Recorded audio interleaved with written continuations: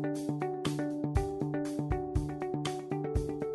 afternoon, good morning. This is Mark Johnson from Loyalty360. I hope everyone's happy, safe, and well. I want to welcome you back to another edition of our Leaders and Customer Loyalty series. In this series, we speak with leading brands about what they are seeing and hearing on the front lines of customer, channel, and brand loyalty.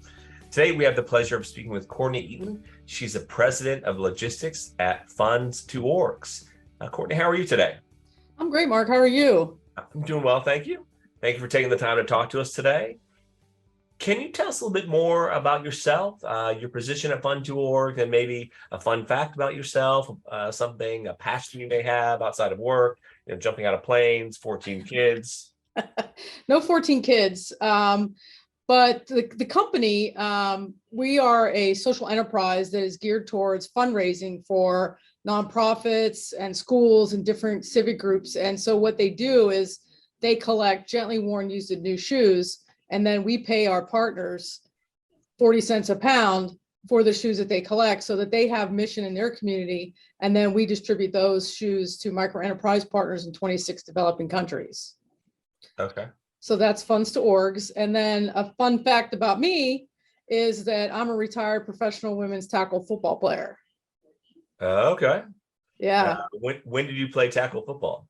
I played tackle football from like 2000 to 2008 in New York City. Yeah. Okay. Yeah. That's good. Do you know Icky Woods? I've heard of Icky Woods. I've never met him. Oh, so his wife played here in Cincinnati on a pro team. I don't know if they were any good. That's what I heard. I happened to be friends with the guy. So it was about kind of that same time, but that's good. The Cincinnati Sizzle, I think. Yes, that's what it was. I'm pretty sure. Yeah. Yes. Yeah. What position did you play? I was primarily a running back, linebacker mostly, but was a lot of special teams as well. But it was a lot of fun. There you go. Yes. All right. Must be fast in that special teams making those tackles. Yes. All right, great. So you touched on Funds2Org a little bit. Can you give us a little more detail about what you guys do, how you guys do it, and kind of what your mission is? That'd be great to know. So how we do it is that we have partners all across the United States who collect gently worn, used, and new shoes. And we pay them for the shoes that they collect.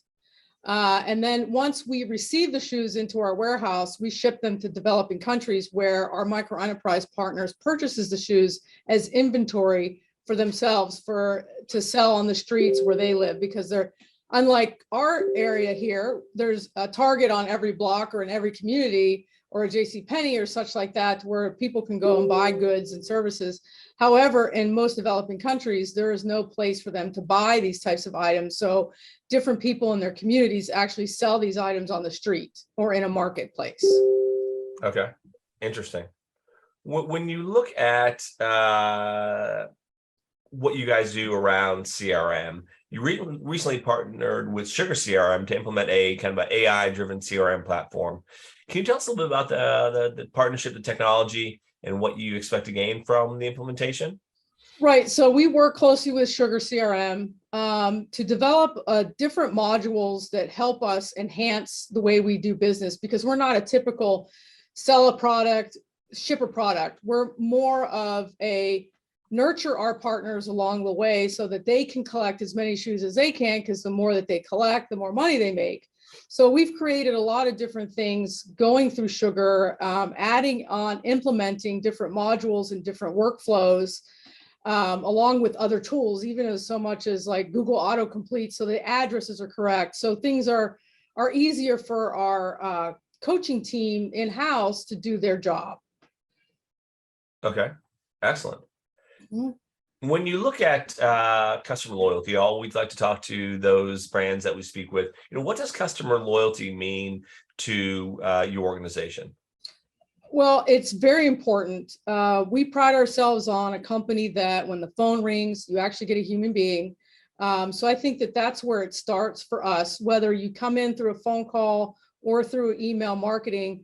We take pride in the fact that anytime you want to talk to us on the phone, all you have to do is pick it up and we will actually talk to you. You're not going to get an answering service or press one. But it's very important that we treat our partners as if they're friends of the family.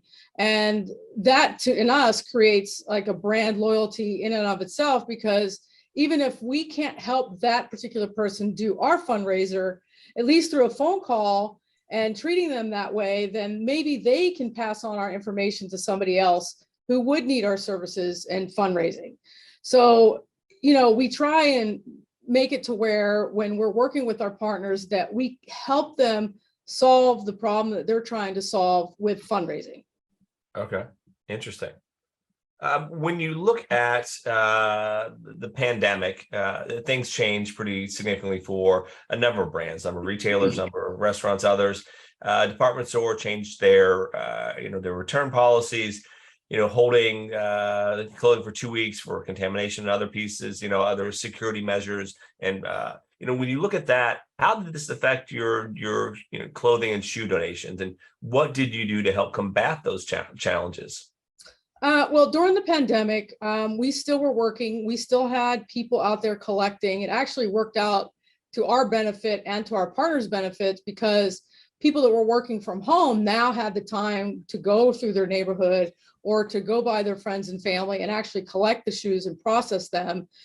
People did have a little bit of concern initially about the shoes and whether or not they maybe had the COVID-19 on the shoes. And so we just encourage people to wash their hands.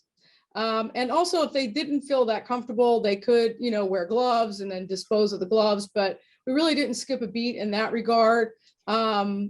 Where it came hard for us is that we didn't have ports to ship to because all the ports were closed across the globe. But we did manage to get through that quite well. And also talking with our partners, just calling and saying hello and how are you? How are things? What can we do for you? What do you need? Or just simply sending a hello card just to say hi, and I hope you guys are doing well. Do you need any help? And just really being meaningful when we do that, not so much as a salesy call, but just as a humanitarian phone call. Are you doing okay?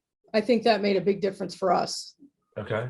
We love to talk to brands about how, the customers have changed, continue to change, kind of evolution. There was, significant changes coming up to COVID. Then COVID, people had to buy online, pick up in store, contact us delivery. This enormous change was impacted or affected by the pandemic. How did these changes impact your brands and how they communicate with its customers? What challenges or opportunities did that present? Some of the challenges that we have and continue to have since the pandemic began is actually having people pick up the phone. As much as we answer the phone, not a lot of people actually answer their phone anymore.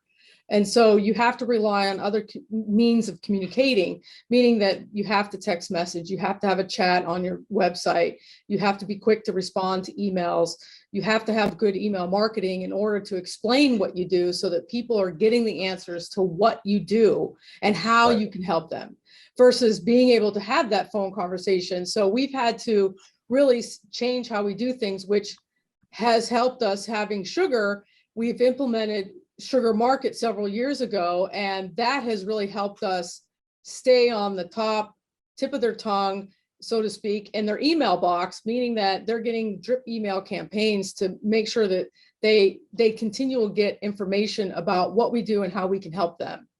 Okay. Excellent. Last question, what can Loyalty360 do to help you and your team and your customer loyalty journey?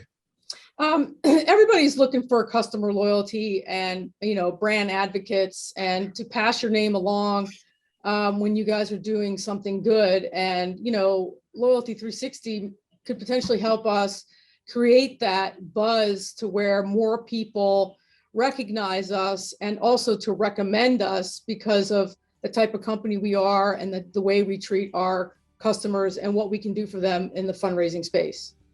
Okay, great. Well, thank you very much for taking the time to talk to us today. It was great getting to know you a little bit more, Courtney, and understanding what you do at Funds2Orgs. And also, it was great hearing more about kind of your approach to customer loyalty and customer centricity. Thank you, Mark, for having me. Thank you. Absolutely. Thank you, everyone, for listening. And make sure you join us back again for another edition of our Leaders in Customer Loyalty series. Have a wonderful day.